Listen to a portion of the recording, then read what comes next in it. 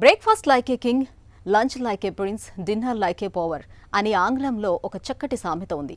ఉదయపు అల్పాహారాన్ని మహారాజుల, మధ్యాహ్న భోజనాన్ని యువరాజుల, రాత్రి భోజనాన్ని పిసినారిలా తినాలని ఈ నానుడికి అర్థం. అయితే ఇవాళ మనలో చాలా మంది పనుల హడావిడిలో పడి వేళకు తినడమే మర్చిపోతున్నారు. ముఖ్యంగా మధ్యాహ్న భోజనాన్ని చాలా మంది ఎగ్గొట్టేస్తున్నారు. నిజానికి మధ్యాహ్న సమయంలో తీసుకునే లంచ్ మన ఆరోగ్యానికి చాలా ముఖ్యమని చెబుతారు పోషకాహార నిపుణులు. మధ్యాహ్నం తీసుకునే లంచ్ ఎలా ఉండాలో, వేటిని ఎక్కువగా తీసుకోవాలో ఇప్పుడు తెలుసుకుందాం. మధ్యాహ్నము జనరల్గా మనకి మధ్యాహ్నం ఎక్కువ ఆహారము రాజులాగా తినాలి, నైట్ ఆహారము కొంచెం మితంగా తీసుకోవాలి అని చెప్తూ ఉంటారు.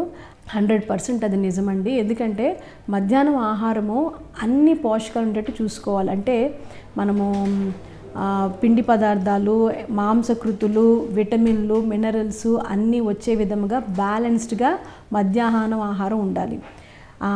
అదే సాయంత్రము వచ్చేసరికి ఏంటంటే అన్నీ మనము ఈ కార్బోహైడ్రేట్స్, ప్రోటీన్స్ అన్నీ ఉండాల్సిన అవసరం లేదు.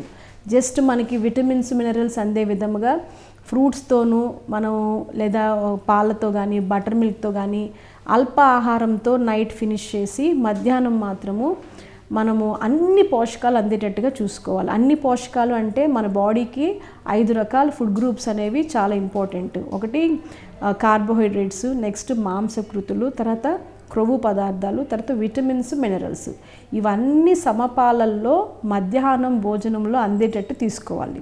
రాత్రిపూట మనం అన్ని పోషకాలు అందకపోయినా పర్వాలేదు, విటమిన్స్, మినరల్స్ అందే విధంగా ఫ్రూట్స్, ఏదైనా ద్రవ పదార్థాలు తీసుకుంటే సరిపోతుంది. మార్నింగ్ మాత్రము మనం నట్స్తోనూ తర్వాత వెజిటబుల్ జ్యూస్తోనూ మార్నింగ్ స్టార్ట్ చేయటం మూలాన మన ఆహారము అనేది ఒక పద్ధతిగా బ్యాలెన్స్డ్గా ఉంటుంది. కావలసిన పోషకాలన్నీ కూడా శరీరానికి అందుతాయి. తద్వారా శరీరం ఆరోగ్యంగా